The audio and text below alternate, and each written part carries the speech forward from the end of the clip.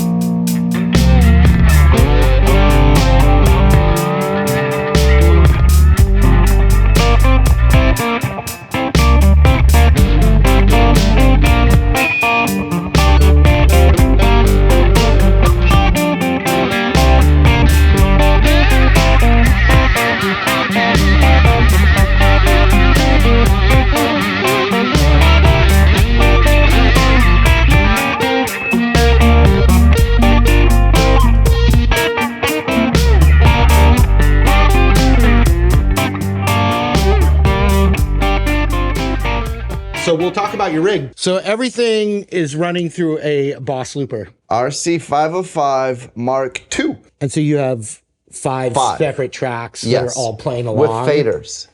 So it's like a studio. So tap tempo, you got 5 tracks. I get that.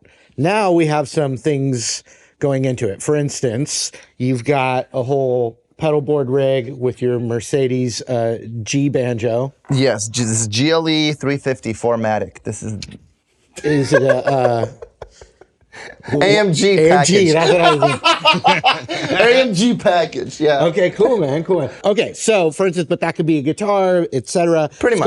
It's going through your pedals. So you have effects, tuners, different delays, blah blah blah, just like you would a guitar rig. Yeah. But then you have a drum machine over there. Yes. And so that is going into a separate input in here? Correct. Look at me. Then you've got 2 different little kind of keyboard setups. I have this one. Right. And then, you know. And then this other one is a bass, right? It has more sounds. But you're using it as the bass. But it's just, I only use it for the bass. And then you got a harmony pedal, is that for vocals? It's like, I have like some, mainly vocoder for thing? Like compression here, you know, like EQ, and then if I want like Travis Scott auto-tune kind of. Yeah, show me that. Like, Ooh, skirt, skirt. Shit, tie little money in the big boy. What pedal is that? That's a TC Helicon C1. Is it based on keys at all, or is it? It is. I set the key. You see little letters here, and there's like in between, so that's flats and sharps.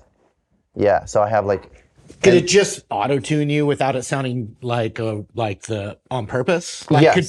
can singers use it to like actually cheat a They little bit? actually could, yeah, because this is like the amount of tunes, so I have it hard all the way. Right, so you can really hear But it. if I can like do like 50%, you would still, when you sing yourself, you would hear phasing, because it's correcting the pitch. But anybody else would not hear it. They would think it's like you're on pitch. Yeah. And the phasing could help you get To learn. Yeah. To train yourself. Yeah. Okay, we're getting lots of gear tips here. Give me a tempo, Marty. What are you feeling? Okay. We have about like 90 BPM. So you can hear now the click.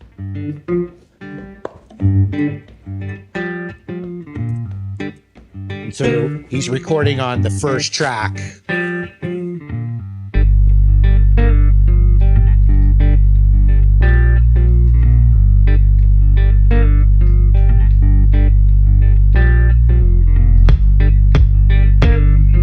Yeah.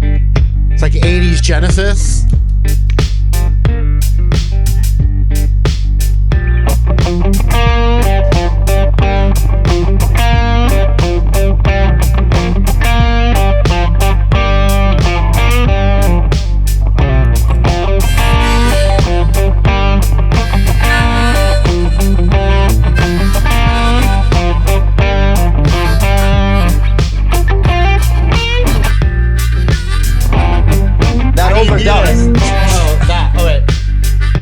All start. Yeah! You got it!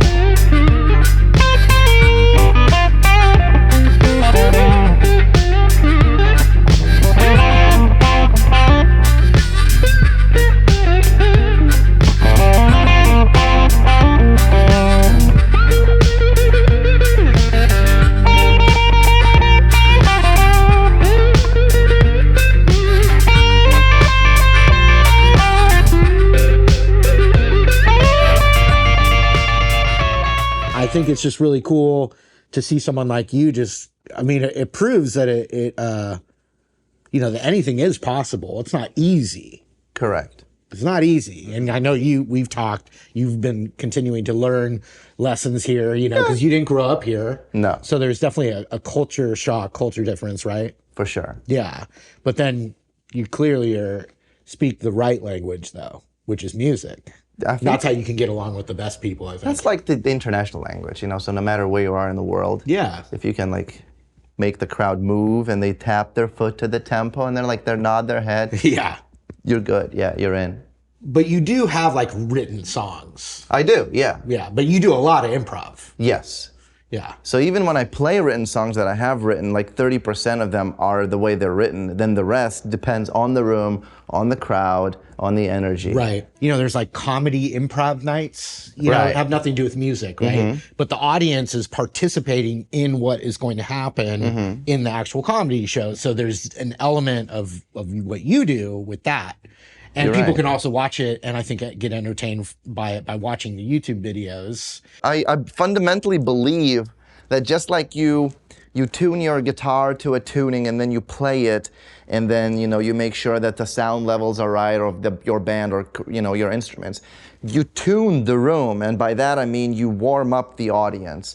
And the most important instrument is probably the front row. To play them. I have respect for people they have their songs, they have this set, and they go on tour and they do the same thing every show, and it's maybe even with like the same movements. Sure, of course. And that has its own place too. But each acoustic guitar is a little bit different. Maybe there's like a fret here, or like it feels easier to bend here on the different guitars. Even the same model, same make, same company. So the same with like going from audience to audience to audience. And that's how I also get inspiration. So I might workshop an idea, and I have like 10% of an idea for a song. So that's gonna be my focus group. I'm gonna see how they move, how they behave, and then maybe some other city is like a younger audience and how they respond to that. And you know, all humans are made from the same clay.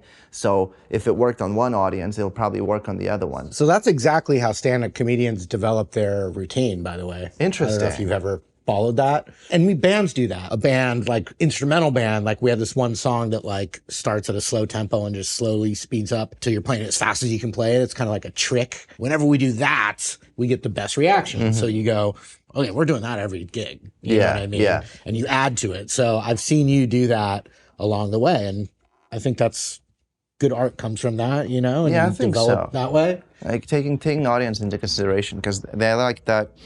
They're the reason for my career existing, and they're also the final consumer of my product, you know?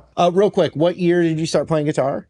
I was 13. So you were in Lithuania. I was in Lithuania. The year was maybe 2005 or 6. Okay, so you were looking at the internet? No, it was this blues CD, and I had a few friends show me like a pentatonic scale. Yeah. You know, in the first chords, you know, and it's like, oh. Yeah. It's like So you started feels working on funny. that? Yeah. And then I went to music school when I was 14, but they didn't have they didn't have any more available time slots for the guitar, but they had drums, so I took drums in the music school. Okay. Yeah, That's so cool. that's why I'm able to like break this down element by element. Yeah. You know, and, Cool. and do the recoil, you know, and everything. Yeah. But when you first started playing guitar, you were probably like just straight, I want to be a rock guitar player. It was just I wanted to. I just wanted. You wanted to blues. boogie. That's it. You know, Do you remember the first thing you ever learned on guitar, like the first riff? I was so into the 50s blues and rockabilly and Like Muddy Elvis? Waters and Elvis. Yeah, you yeah. know, so kind of like.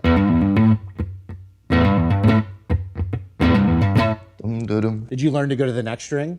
Eventually. Actually, Muddy Waters has songs that just like the one Just the chord. one, okay. Yeah. But it's always magic to be able to Oh yeah, and it sounds like that. go to the next one. Yeah. Go to the A string.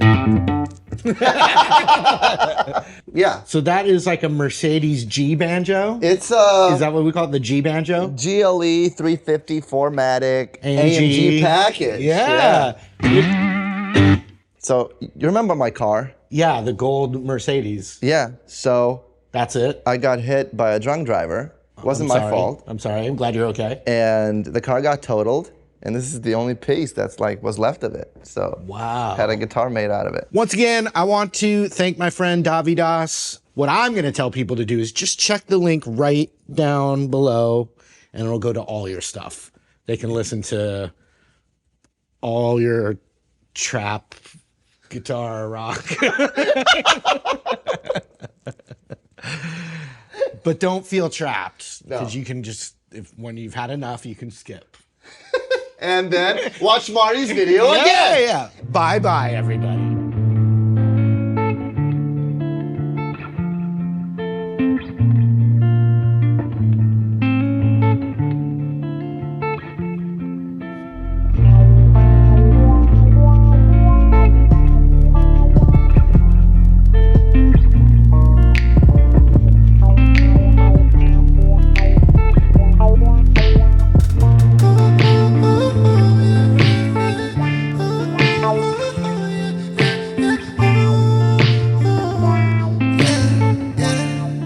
Marty Schwartz in the house. 9+ in my Maserati, yes, they must call me a big man. 89+ in my Maserati, yes, I've been driving all night,